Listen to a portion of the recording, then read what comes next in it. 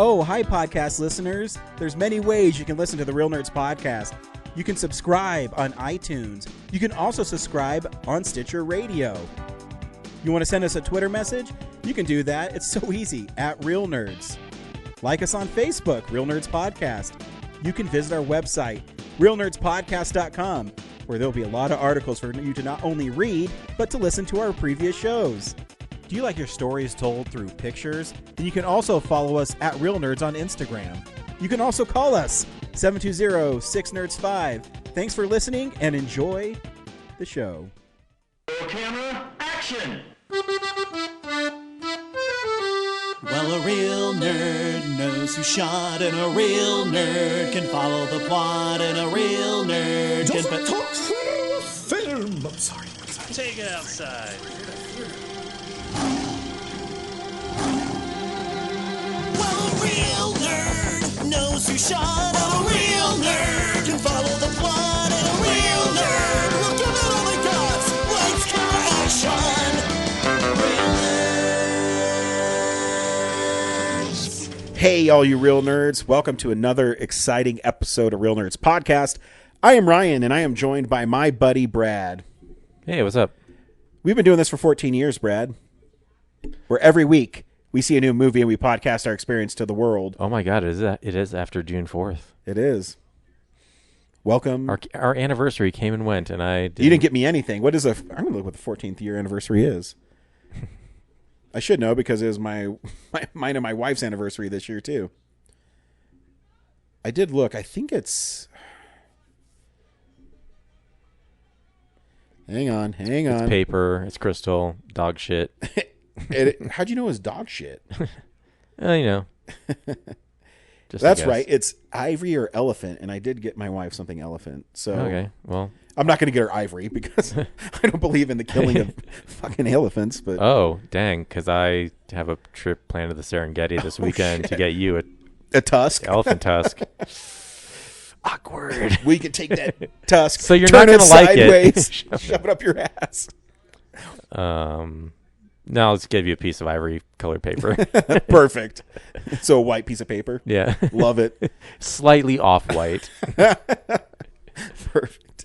This little week, tinge of yellow cream. Oh, yeah. You know, it's just, yeah, it'll be nice looking. This week we saw How to Train Your Dragon. Stay tuned. We'll recommend the film or not, play the trailer, then spoil the movie. If you've seen it, it's not spoiled. We also talk about the nerd news of the week, stuff we've been watching. We're nerds, and we're proud of it. You can also find us at Denver Fan Expo, July 2nd through the 6th, or 3rd through the 6th. Yeah, we'll be there on the 2nd, but you won't be. It's always 4 days, and then I'm like in my mind, I'm like, oh yeah, the 3rd, 4th, 5th, and 6th. My brain works sometimes. There's a day we'll be there setting up. Yes. Setting up for Camp Real Nerds. And you go, Camp Real Nerds? That sounds lame. No, my friends, it's going to be inspired by Friday the 13th because this is our 13th con. See, we're playing with words. We're doing... It's our 13th booth because we were there 14 times, but one of them we didn't have a booth. So, yeah, we did. When did we not have a booth? I think 2016 or 17. We had a panel. We didn't have a booth. I don't remember that. I thought we always had one. No. I remember because we did the 3D Roads in 3D shirt because that's how you see us. We didn't have a booth.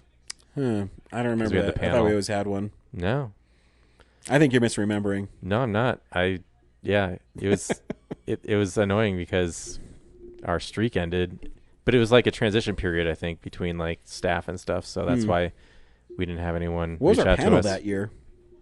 It was that Real Nerds in 3D one. We just I think we just did a live podcast or something. I think you're misremembering.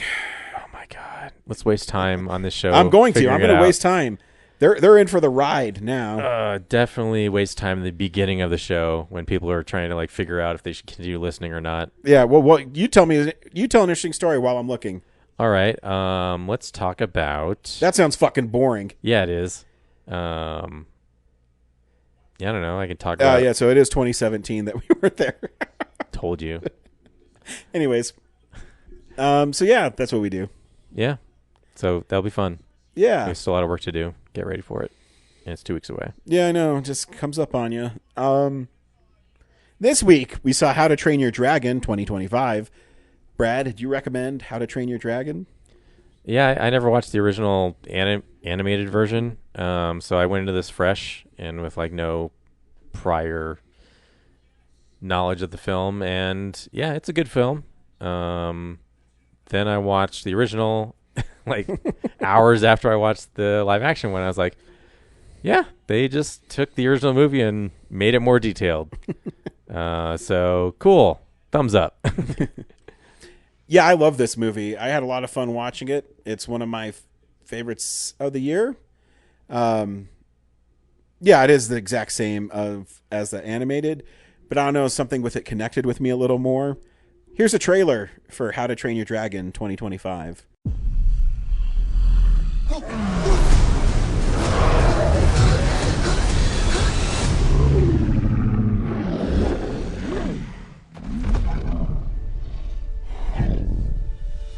Toothless. It's okay. I won't hurt you.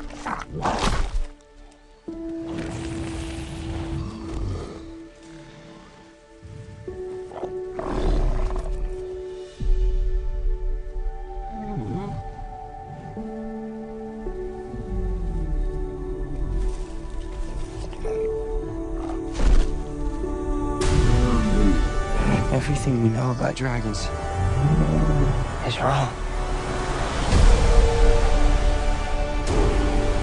The reign of the dragons ends right here, right now! I'm the first Viking who wouldn't kill a dragon. First to ride one, though. All right, bud, you ready?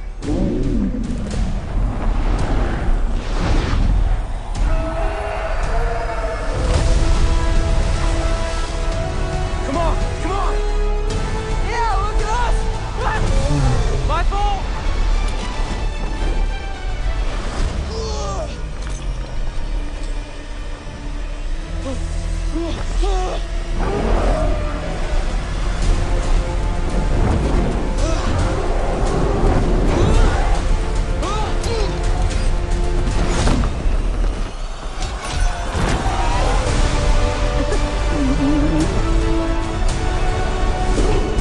You have something none of us have.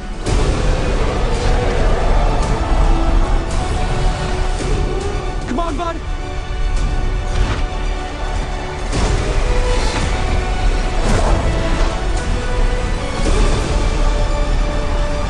Watch out! Here comes!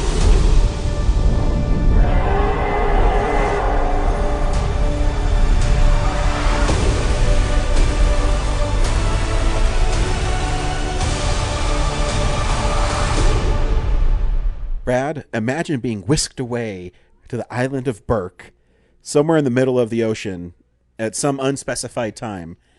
Now, this island is being ransacked by dragons. They're stealing. It's Viking culture, so it's probably Norway, Sweden, or Finland. Yeah. Or in the middle of the ocean and the island, mythical island. Why are you ruining this for me? Just kidding. So they're being constantly attacked and hunted by dragons. They're taking their livestock, setting the world on fire, and there's different types of dragons. And we follow Hiccup, who is the son of the chief of the island, and he doesn't want to. He wants to be a dragon hunter, but he's too weak and doesn't know how to do it. And dragon killed his mom, so his dad wants revenge. Yeah, and played by Gerard Butler, who's great in this movie, by the way. He was also played by Gerard Butler the first time around. Yeah, he was. And, I mean, you need that kind of person, though. I mean, he has a very strong presence, and it's done very well. And then the kid who takes over for... Jay Baruchel. Thank you. He looked really familiar. I'm like, where do I know this kid from? He was the kid in the Black Phone. And I go, oh, okay. The kid in the black... Yeah. The lead kid, not the dead kid. Yeah. Oh, okay. Because, I mean, that movie came out 5-6 years ago. I guess, yeah. So, yeah, 5-6 years. When you're 12, now you're 17, 18. Yeah, it makes sense. Yeah, so, the Night Fury is kind of a mythical dragon that no one's ever seen. And no one's ever seen it. How do they know it exists?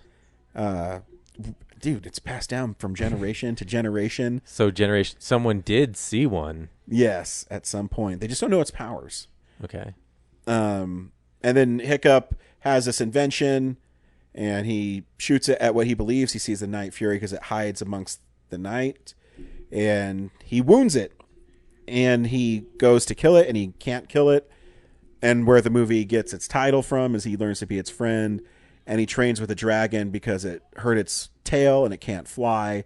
So he designs a new tail for it, and he turns it into kind of like a horse. So it's lots of fun. And, you know, the chief is taking all these people to find the dragon's nest because they want to kill them all and get rid of them. And they can't find it until Toothless takes them. It's a fun movie. I mean, I thought the special effects were incredible in this film, especially the end. I mean, the kaiju who came out of the fucking mountain. Oh man!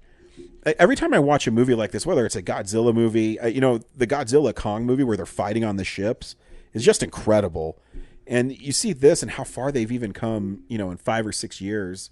The lighting, the effects, the giving these creatures weight, I think is maybe the most important thing that they've done in advancement of CGI monsters. But none of it works if the characters aren't well performed and act well. And I thought everybody was great. I think my favorite was Nick Frost as kind of I can never remember their names because their names are weird. But he's like fight coordinator. Yeah, but he's a blacksmith too, and he's lost his leg and his arm in fighting dragons, and he uses his arm to retrofit weapons or whatever it may cause. But yeah, it had the right emotional weight. The argument between Hiccup and his dad after he learns that he was more or less cheating to win the fire tournament or whatever it's called, is really powerful. And then at the end, when Toothless falls and you think, Hiccup didn't make it, and he apologizes to the dragon, I thought was some A-class quality stuff. Yeah. Yeah. Brad, you weren't in love with it as much as I was. Yeah, I don't know. Like the story of don't chase revenge is not fucking hater. Nothing I haven't seen before, especially in I guess children's movies. I don't know. This is like a young adult movie, I guess, but yeah, it's nice. It's got a nice message. I'm just baffled of I know a lot of people there's a certain segment of fans who want to see better graphics in in a game, and then also in a movie. There's a very strict adherence to canon and casting, to look very specifically like something. And this movie does that. I think 95% of the way. So it's just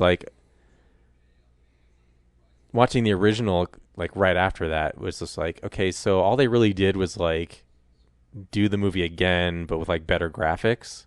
Is that really that interesting of a thing to do for me? Which I don't think what I love and other film fans hate is when they do change stuff. That's interesting to me of we recast it like this, or we change the character design for this. So it's just a little boring for me to see the same thing just with in a higher resolution, Yeah. So, but as far as achieving that, it looks great. Yeah. Oh yeah. No, there's tons of detail. Yeah. The animations, nothing's wonky. There's no weird arm folded or anything. It's almost like they looked at the one from 15 years ago and said this would be better to look at if the human characters looked human, Yeah.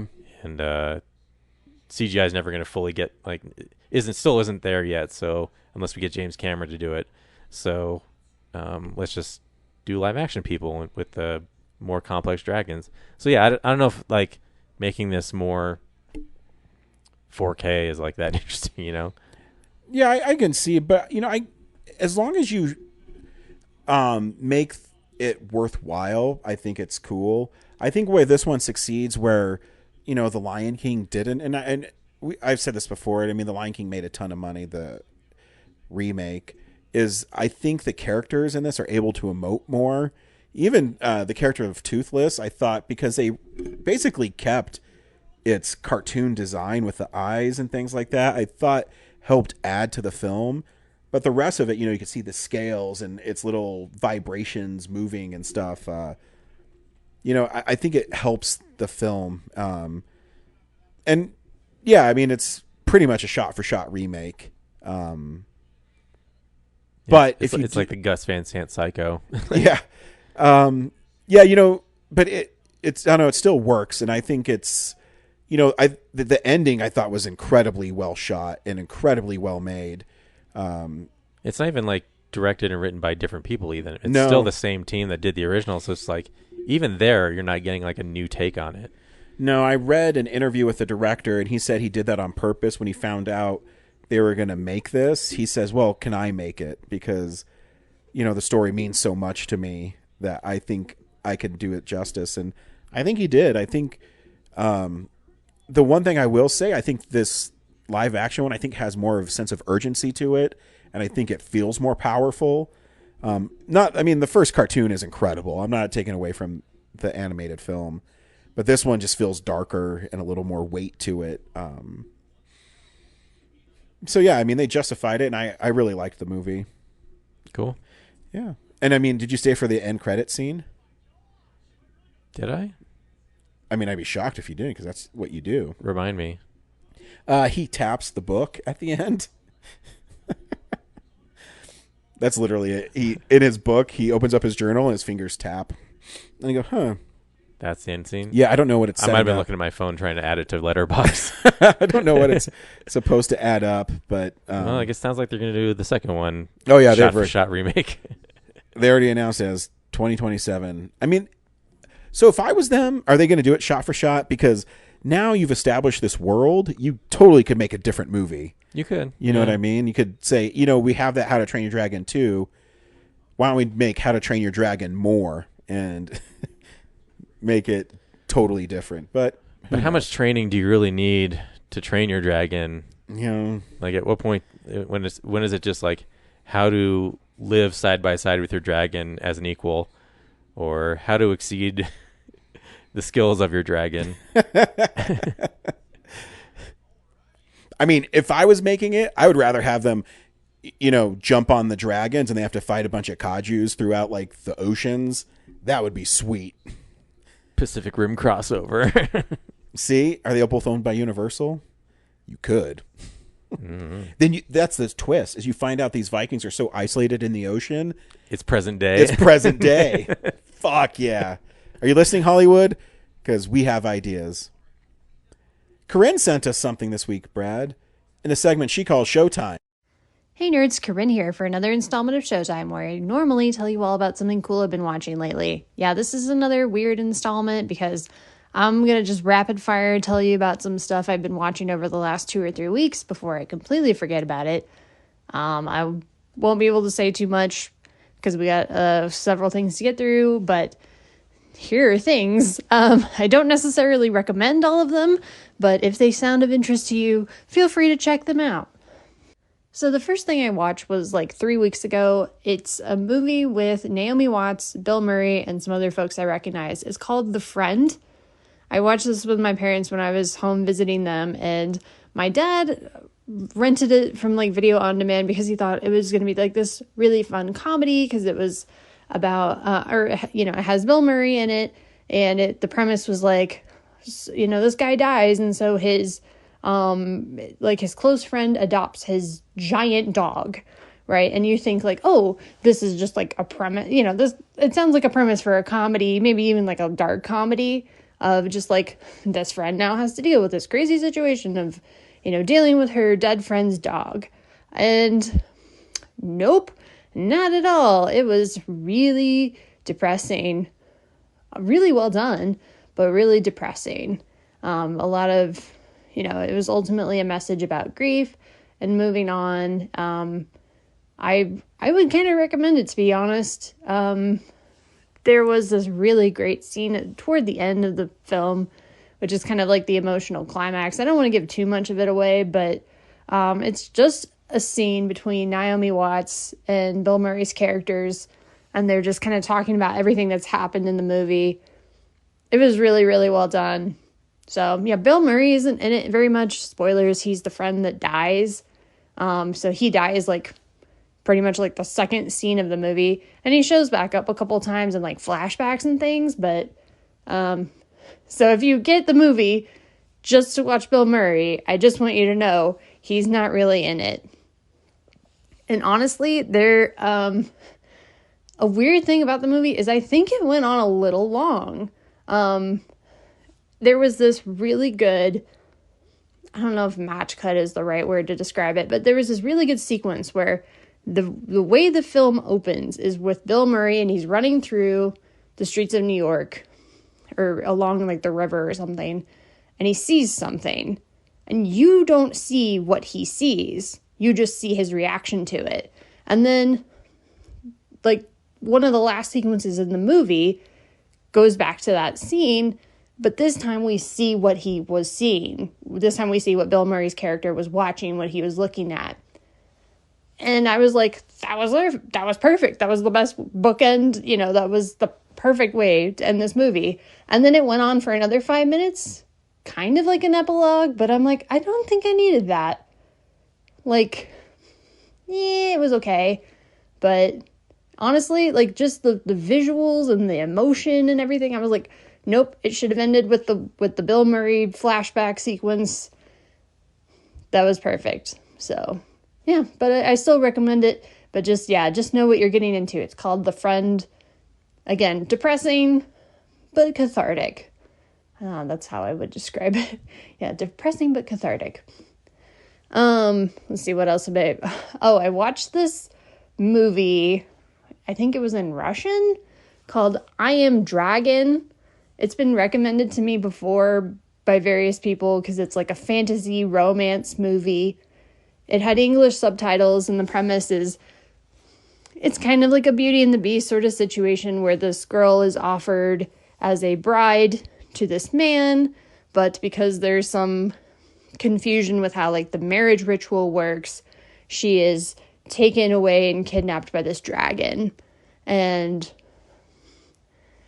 it's spoilers. I mean, I told you it's a Beauty and the Beast situation. She falls in love with the dragon, who he can shapeshift between, human to dragon, and you kind of learn his backstory and like what happened to him, why he is the way that he is, and it was really cheesy. And I honestly expected it to be this kind of like sci-fi channel level movie in terms of the quality of the writing and the acting and the effects and just the overall kind of tone. And it kind of is sometimes, but there are also times when it's like way better than it has any right to be. And you're like, is this a good movie? Like, it's not bad. As long as if you like the premise, if you're on board with the premise, there are some sequences that are like really, there was this whole montage in the middle where it's like, oh, they're spending time and they're falling in love. And it was set to like modern pop music. It didn't have lyrics, I don't think. Or maybe it did. I can't remember now, but it just felt very modern, and I was like, ugh. Everything else in the movie felt so, fairy tale-esque, especially like the costumes at the very beginning when you see them like getting ready for these rituals and the wedding and everything. I mean, I'm not an expert at all on that culture or that time period, but it was really cool. But yeah, then they're just like, the rest of the movie, they're just running around in these like skimpy clothes and just like torn off robes and things. It's like, I get it, you got to make do with what you got, but running around in your sort of modern looking clothes while you have modern pop music playing over these montages is not helping. But yeah, again, I can't say it's a good movie, but it's better than it has any right to be. So that's on Prime. It's on Amazon Prime. It might be on YouTube for free. I can't remember. But I feel like I've seen it on YouTube before and I didn't get a chance to watch it.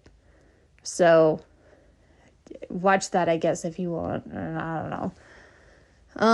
What else have I watched? When I was home, my dad reminded me that the Amazon Prime series Clarkson's Farm exists. It's a spin-off of the hit TV show Top Gear, which then spun off into Amazon's The Grand Tour, which is now spun off into Clarkson's Farm. So this former car show host, he now runs a farm in the UK. And he, the first season, he really has to learn, like, the ins and outs of, like, how to run a farm. Like, he's a complete newbie to the whole farming experience. And I rewatched some of those episodes with my roommate who had never seen it before, and we had a good time. But then season 4, which is the most recent season, it was releasing new episodes this summer. He decides he wants to buy a pub, and I don't know anything about the UK or how to run pubs, but I was like, this is not going to end well, because he's like, oh, well, we want to get this all, renovated and stuff by, the August bank holiday. I'm like, that's in 3 months. That's not happening. It kind of ends up working out for him. Spoilers, but yeah. So, yeah, Clarkson's Farm. I would say it's like a comedy show for the most part. I mean, there are definitely moments of, real drama where things don't work out, things break, the weather's bad, their crops are ruined, the highs and lows of the life of a farmer. But there are a lot of, like, funny, lighthearted moments in there. So if that's of interest to you, check that out. So I don't know if I told you guys, but starting on Star Wars Day, May the 4th, I've started doing weekly movie nights with my friends, where we started with Star Wars movies, obviously. We watched Rogue One, and then we watched the original trilogy, and now we're kind of taking a break because some people are out of town and stuff, so we're, the remaining folks and I, we've been watching just kind of random things.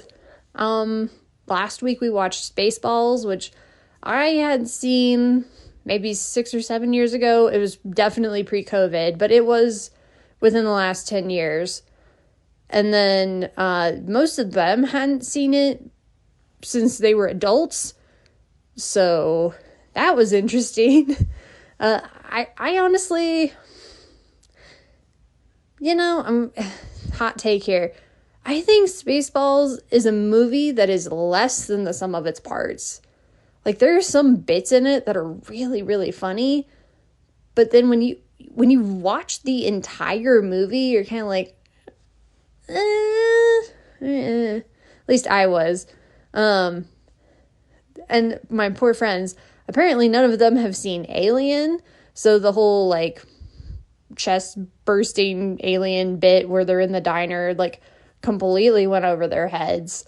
And I was like, oh my gosh, is that John Hurt? And they're like, what are you talking about? I'm like, oh my gosh, it's, I got it. I got it immediately. And like I said, I've seen the movie before more recently than they have. But yeah, the transporter thing from Star Trek, obviously it's mostly based on Star Wars, but there are a few other jokes in there from other sci-fi franchises that if you didn't know those franchises, would you get them? Yeah, there are some jokes that haven't aged super well, but then there are some jokes that I'm like, oh yeah, like that's, still holds up. My personal favorite bit in the whole movie is the combing the desert gag, and it's not because of the whole, like, oh, are we taking this too literally thing? Like, they're literally out there with combs. It's the fact that Darth Helmet is talking to Colonel Sanders with a megaphone. And Colonel Sanders is right next to him, But then when he yells to the troopers who are down, I don't know, like 100 yards away or whatever, or 100 feet away probably, and he's like, have you found anything yet? He's just yelling. It's like you have the megaphone, but you're not using it. Yeah, and then of course I love the whole, we ain't found shit. It's like, well, perfect. And it was so weird that like 4 days later they announced like, oh yeah, Spaceballs 2 is actually happening. Because I was like, what the fuck? Mel Brooks, is Mel Brooks monitoring me? Does he know like, oh yeah, they just rewatched Spaceballs. We must now launch Spaceballs 2, The Search for More Money, which is something they mentioned in the movie. So I'm like, oh my gosh, this is too crazy of a coincidence. Yeah, what else? I rewatched Get Smart. We might end up watching that for a movie night, but my roommate and I hadn't seen it in a while. It's like, it kind of ages okay. Some jokes are very specific to 2008. Like, they keep talking about, like, weight and, like, cutting carbs and this, like, very diet culture kind of stuff. There's also Max, who's played by, Steve Carell. He says some things to Anne Hathaway's character that are not great. Very kind of misogynistic or something, just offensive. It's like, why does she get with him again? I don't know if they had enough chemistry built up between them that I buy them being together at the end of the movie. Like, there were a few good moments and good scenes in there, but eh. And then the last thing I watched was Mission Impossible Fallout. Hadn't seen it in a while, and after, watching Mission Impossible Final Reckoning, I was like, you know what? I think I said in the Showtime I sent you guys, I was like, Fallout, it should have ended with Fallout. And I still hold by that even after rewatching it. And I think if they had just tweaked the ending a little bit, it would have been a perfect capper to the whole franchise. We didn't need to do Dead Reckoning or Final Reckoning. Like, Fallout would have been perfect. Yeah, I stand by that. Also, I think that Ethan and Ilsa have excellent chemistry, and I'm pissed that they killed her off in Dead Reckoning. I get it and Final Reckoning confused. So, yeah, I stand by it. They should have ended it with Fallout, because, it's an excellent movie. Solomon Lane's not, like, the best villain, but I think that Henry Cavill's John Walker, whoever makes up for it. And, the premise is easy enough to follow. I think some of the action sequences maybe go on a little long, but, the fact that they have this, like, the foreshadowing at the beginning with Julia, and then Julia ends up coming back, and the whole, like, nuclear explosion, and I'm like, yep. It was well written from beginning to end, and I wish that that had been the final installment of the series. So, anyway, that's where I'm at. I'll check in with you guys next time about something or some things, plural. I don't want to do one of these again, but maybe I will. Who knows? All right, talk to you guys next time, and until then, keep it real, nerds. Bye. Cool. Thanks, Corinne. Yeah. I have not heard of. I can't even remember what she said after the Bill Murray, Naomi Watts, The Friend. The Friend, yeah. I've never even heard of that movie. Have you heard of it? Is that the one with the dog? Yeah. Yeah. I heard about it. It was the Maya in it for like 2 weeks. So it must have been really good. So, and then she also talked about Get Smart with Steve Carell. God, I haven't seen that since like I know 2008. It's a fun one. Corinne wasn't impressed because she says he's misogynistic at some points, but whatever. Yeah, I haven't watched the TV show in a long time, but it's probably based on that. Yeah. And then she also mentioned a Russian film called I Am Dragon. Corinne, I've not heard of half this or more than half the stuff you've said in this, so thanks for enlightening us. She asked me this question last week if she should see Sinners, and I told her she should. Well, she doesn't like horror films at all. But, like, that's, 20% of the movie? I know, that's what I told her. I said, well, to be honest, the vampires don't show up till well over an hour into the movie. Well, maybe they introduce them an hour into the movie. But the carnage doesn't happen until, like, the final fourth of the movie. Yeah, because, they introduce him at that family's house, and then he doesn't come back for like another 30, 40 minutes. I don't want to say any more because I want to spoil it if people haven't seen it. But yeah, you're right, because even when they come back, there's still 20 minutes where they really don't do anything, and then it's really the end where it's kind of all hell breaks loose. So yeah, thanks, Corinne, as always, for sending stuff in. Yeah, here's the nerd news of the week. It's real news. Brad, did you know the stars of Teenage Mutant Ninja Turtles are coming to Denver Fan Expo? I did hear something about that. So you can get your tickets to see, and when I say stars, I'm talking about the original 1990 film. One of the guys, I can't remember, he plays Donatello or is it Michelangelo? He was an actor in Mortal Kombat, the video game. Michelin Sisti was Michelangelo. Brian Tochi, I think is Leo from the second one, though. Ernie Reyes Jr. was Donatello in the first one. I think it's him. Before he was Kino in the second. Hang on. So is that something I know you're excited to experience? That's fun. If I find time to break away from our booth, I might see what's up. You got it, man. I'll let you break away from the booth. I'm just not one of those people who needs to get a selfie with the stars anymore. I know, but what if they have a really cool panel? You got to go to the panel, right? Yeah, I can go see a panel. Oh wow! I thought you'd be like, "Oh my god, I can't wait to suck that turtle dick." But also, I don't know what new stories I'm going to find out from those people. What new information I'm going to get. For a younger person, probably it's new, but I'm almost 45. I've immersed myself in a lot of Ninja Turtles. Wait, I don't remember Sam BTS. Rockwell being in the original Ninja Turtles. Yeah, he's the gang leader. I know. I'm reading that now, but I don't remember it. What? Before? Yeah. When was the last time you watched this movie? It's been a while. But Brad, what if he's not just in the background? He's a full-on character. Is he really? Yeah. He's the first guy when they introduce he's the guy who does the cigarettes. Oh yeah. Yeah, and then at the end he comes back and he I don't know, tries to go up against Casey Jones and pusses out. Well, the thing is if there's only a way I could watch it in 4K. The other big news of the week is Arrow was releasing Teenage Mutant Ninja Turtles in 4K. We think. I'm pretty sure. But again, my guess is they're going to announce the whole thing because is it the first one or a whole set? That's what I want to know. So I follow because I love physical media. There's several pages on Facebook. I forget which one. I can't remember if it's Dawn of the Discs or another one, but they're really reliable. I knew Jason X and Jason Goes to Hell were coming out on 4K about 3 months before they announced it. And they said it's the set. So it's 1, 2, and 3. Oh, good. And I know 3 doesn't have enough support behind it to I don't know. It may not be as good as the other two, but I feel like it's part of that era, so it needs to be with it. You can't put out a 1 and 2 and just not have the third one. Well, here's the thing: is the thing that I love about Arrow is they will take movies that maybe didn't get a lot of love and not only put them in 4K, but they'll give them tons of bonus features.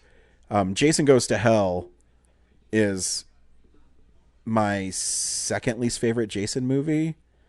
It oscillates between my least favorite, that and Part 5. Depends what kind of mood I'm in. But even that one, they ported over all the previous DVD extras that were on the New Line Platinum edition, and then they added about an hour and 20 minutes of new interviews. And, I mean, Ninja Turtles 3 had to have made more money than Jason Goes to Hell. That's an interesting question. I can look that up, too. Yeah, it might be the same. But, yeah, it's that the first Turtles movie has never had more than, the trailer as a special feature. The British or the UK version on DVD, they did a special edition where it had Steve Barron's audio commentary, but the American version didn't. So, I have that as a file, but it's not on the disc. So hopefully that's there. And then there's tons of behind the scene short clips on the internet of the making the suits in Jim Henson's studio, stuff on set that has for some reason never been a part of I think it might have been a little bit in the behind the scenes VHS that like is more associated with the second movie. Yeah. But yeah, there's never been like Oh yeah. footage wise behind the scenes on that movie. So what we're talking about, they released a teaser, and it's Ninja Turtles. I mean, there's no other. A sewer lid with the font. Yeah. There's nothing else it could be. I mean, they might just do the first one in 4K. It's more critters. Oh, someone said like would be really fun to do is watch Ninja Turtles, and then when Raphael leaves to go watch Critters in the theater, stop the movie, put on Critters, watch Critters, and then start up the movie again when Raphael walks out of the theater. Yes, I am on board with that. Try that experience. So the Ninja Turtles, the comic book, came out in 84 or 85? 83. 83. And it was in August. I do know that. So my guess is around Comic-Con, you're probably going to have an announcement about Ninja Turtles being on 4K. And, they'll do new commissioned art like they always do. They'll have a booklet. So my only advice would be when it goes live for pre-orders, make sure you pre-order it so you get the slipcover and the book, because Arrow also does limited editions of that. Well, they'll re-release the movies. So they'll re-release the movies, but it won't come with a slipcover and it won't have the book in it. And usually it's about $10 to $20 less. But also the Jason X and Jason Goes to Hell 4K, by the time when I pre-ordered them, they were $50. By the time they shipped, they were $27. So they usually drop a lot in price, and Arrow's totally worth it. They do a great job. They're my second favorite Blu-ray imprint, slowly becoming my favorite because I love Scream Factory, but right now they're just re-releasing their stuff on 4K, which is fine, but I want to see them put new titles out. Like What Lies Beneath that I got a couple weeks ago.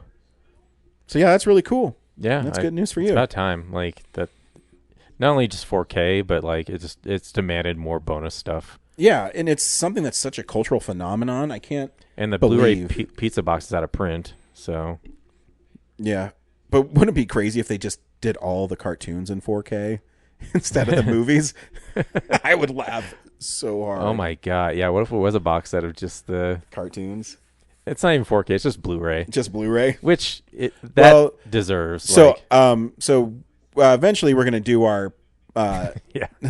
when we get done with Fan Expo, we're gonna do commentaries or reviews of the Turtle episodes, and I've been rewatching them, and yeah, those need to be cleaned up quite a bit. Yeah, for there's a lot of like children's shows from that era that are on Blu-ray, like Pee-wee's Playhouse, I think Masters of the Universe maybe, or Transformers. But like, yeah, Turtles, like, how is that not? I know it's such a cleaned up? cultural phenomenon. What I hope. Oh, by the way, Ninja Turtles 3 made $42 million in America. Versus Jason Goes to Hell, I think, made 12. So okay, cool. So it should it deserves to have a release. And I bet in 4K it probably looks pretty great, because I remember, I haven't seen it in a while, but at least it's outside, it's in Japan, and it has vegetation. So bringing the color grade up and detail, I think would probably do it wonders. The question is, how's the 4K going to affect the first one? Because I think the darkness and the muddiness actually helped that movie. So yeah, we'll that's see. a great question. I have seen lately in 4K is they're starting to go back to that organic feel of films. So something like The Witness with Harrison Ford that I got from Arrow, it actually kept the grain and stuff in it, which gives it a more film quality, which is really cool to see. They stopped doing that digital scrubbing. Yeah, good. Where people look like plastic. So hopefully, I'm sure they'll do it justice. I'd be shocked. I would be shocked if Arrow did not do it justice. It'd be the first time I saw an Arrow movie and be like, fuck that. That's garbage. I mean, I have Torso from Arrow, and that looks phenomenal. And so I'm guessing Ninja Turtles will. Speaking of 4K releases, also announced today. So often Criterion will put out, monthly they'll put out their releases for 4 months down the road. And often I'm texting you guys being like, oh, something for you. Yeah. Something for Zach. Nothing for Brad. And holy shit, September of this year, please have the 50% off sale really soon, because I've got I Love Dogs coming. I have French Dispatch coming. I have, what's the other one? Shit. Oh, Flow coming. Yeah. And then Spinal Tap, I guess I would I probably know. get to. So Saw that brutal too. month for me. Yeah. And then probably like 3 or 4 years of nothing. Well, after that. I saw the Wes Anderson collection. I'm like, oh, that's awesome. And I looked at the price. I'm like, not going to get it. Yeah. It looks great, though. I mean, it's a wonderful set. I even like the minimalist set of it, but then I saw like the individual ones they're releasing. I'm like, okay, yeah, I'm fine with getting just separate again. But yeah, that set was just like, if he stopped making movies, then I'd be like, okay, I would probably just get that and just have them all the similar and everything. But he's going to make more movies, so I'm going to keep buying them individually. I mean, if just for our listeners and for you, the half off sale is in July, and it's in September. And September? Yeah. However, I will tell you this: if you pre-order, I know this because I pre-ordered a Cary Grant movie that came out in between. I think it came out in August. I can't remember which one it was. But if you pre-order it, they'll drop it half off. So just keep an eye on it. All right. So yeah, that's the nerd news this week. Lots of cool releases. It seems like physical media is starting to come back. Because that is the one complaint I've seen with the Switch too, is you get a case and it's just a code. There's no like game card in it. Why even make a plastic case for it? Like the little gift card thing could be enough for a code. Yes, it's. Yeah, I mean, I've experienced it with my. I just got a tweet and X for. Yeah, how's my post doing? Oh, it slowed down. Good. But GameStop has Switch 2s in restock right now. Oh, let's go. I mean, I'll fucking buy one.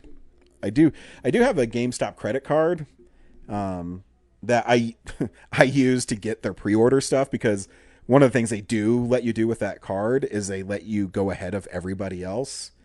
And that's how I got my PlayStation 5, is they only made it for pro members and you had to use their credit card. And so, yeah, I mean, I guess I could. I could use my Best Buy card, but I don't want more debt. No. Well, I also don't want to pay, 25% on top of what I'm buying. So there's that. So yeah, this is the stuff we watched this week. I remember how to do a podcast. So, yeah, this is the stuff we've been watching. What'd you watch this week, Brad? I checked out Mountainhead on Max, I think it was. How was that?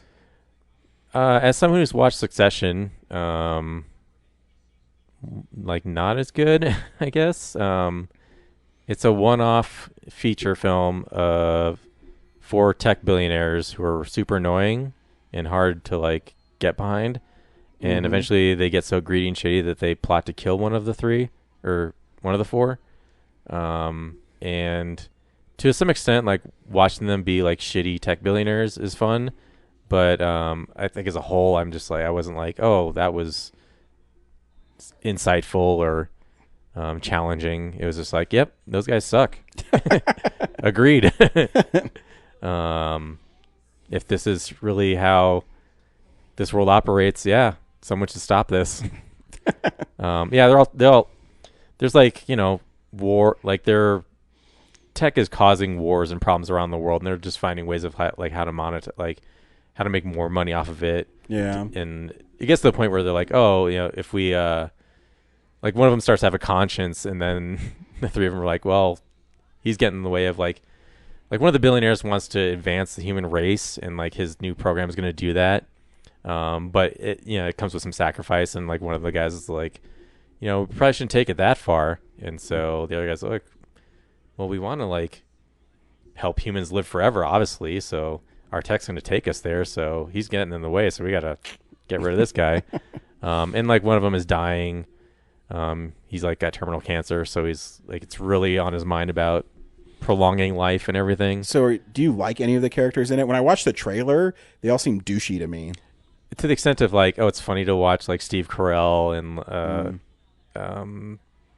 friggin' what's his name, Wes Anderson guy, like them all being douches. Like, yeah, haha. Like, obviously the one guy who was Chevy Chase in Saturday Night, he's like the Elon Musk guy. So yeah, that's interesting. But like as a whole, I'm like, okay, I didn't learn anything new, or like they're not humanized, so that's nice. So yeah, it's all right. It's nothing special. Gotcha. It all takes place like in this mountain house the whole time. Yeah, so. I saw the trailer and all the people in it. I said, man, I should watch this, but I don't know. The trailer didn't sell me on it. Yeah. I mean, I can stream it, so it's not like that big of a deal, but Yeah, Succession's more interesting because it's like obviously they have more time to do stuff, but like a lot more interesting characters and a lot more back and forth and like more competition between all those people. Whereas it's just these four, they're all caricatures of all real people that we know in the tech world. And then, yeah, like it just kind of builds to like, oh, the three of them are going to try to kill one of them. Will they succeed or not? And then it's really awkward when they don't. And so like, but in a way of like, okay, well that too is a business decision of, you know, how do we still be able to like make millions together while knowing that like you guys tried to kill me? yeah. So yeah, that's that. And then, yeah, that's it. I guess I rewatched the Friday 13th so I could get some like Some take inspiration. notes on our booth. So Nice. Yeah, I really only watched one thing this week. I watched Indiana Jones and the Dial of Destiny. It's still a really fun movie. I had a lot of fun watching it. And I think there is an emotional gut punch in the film. You know, the when you learn that his son went to Vietnam and was killed, and it kind of shaped who he was the last few years, I think adds a lot of weight to the story and who Indiana Jones is. would added more weight if his goal to go back in time was to save his son, but nope, he's just really into Greek shit. Well, he couldn't because remember he was kidnapped and then he was put on the plane and they took him there. I know, but like knowing that they were chasing like a time travel device, like I feel like that should have been like more in the back of his mind of like, maybe I could use this to save my son, but obviously not do that because that would be more interesting. Then it's you know Back to the Future. Then you run into a problem if you save your son. How do you fuck up the future? He comes back. No, but like wanting to do that. Oh, I guess. But because it would be like Last Crusade, where it's like the Cup of Christ, but you lose it. Yeah. Like you can't save people with it. Gets destroyed. So yeah, like he could like, oh, I'm pursuing the dial versus the Nazis so that I can use it to save my son.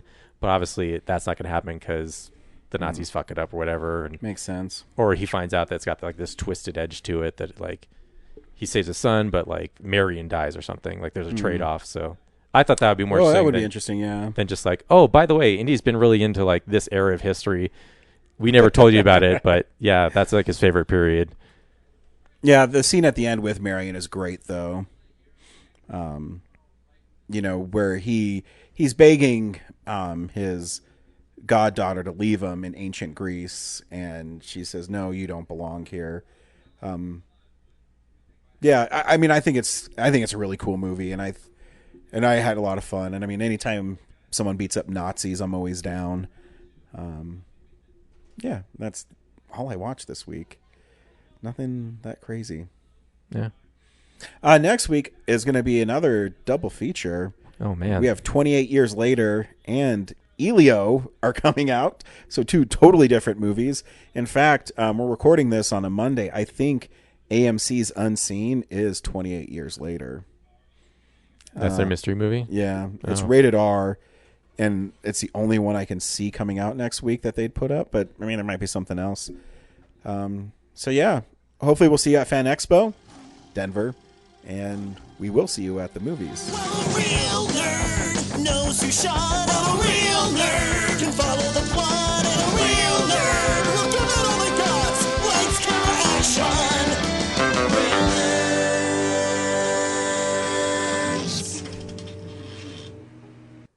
Thanks for listening to Real Nerds Podcast, a Nebulous Visions production. Stream or download episodes, read articles at realnerdspodcast.com. Stream us on Apple or Google Podcast, Stitcher, Spotify, or iHeartRadio. Follow us on Facebook, Real Nerds Podcast. Twitter and Instagram at Real Nerds. Watch us on YouTube, Real Nerds Podcast. Email us at realnerds@gmail.com. Call us at 720-6nerds5. Thank you to Sparks Mandrill, Mike at Plan 9 Studios, and Bolognium for all of our groovy theme songs. And that's how you fucking do it.